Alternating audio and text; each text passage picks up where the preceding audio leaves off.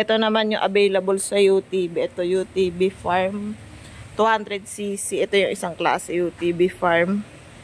Yung UTV Farm may carrier siya sa likod yan. Tapos meron siyang trapal sa nabubong dito. Ilalagay dito, trapal.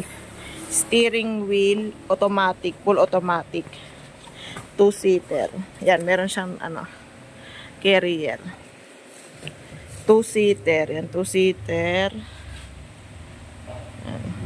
With windshield. Tapos isang klase naman, itong buggy. Yan, 2-seater din. Pero wala siyang carrier. Walang carrier sa likod. Yan. Itong buggy, mas malapad siya. Yan, buggy. Ito walang carrier. Yan. Yung farm may carrier sa likod.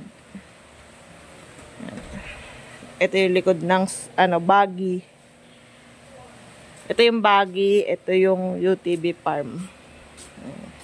Parehong steering wheel 2-seater. Yan, yun yung pinagkaiba. Yan.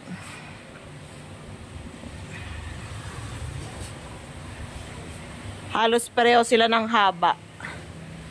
Yan. Sa taas, mas mataas tong UTV farm. Sa lapad, mas malapad tong buggy. Yan. Pareho sila ng size ng gulong. Parehong 10 inches mags.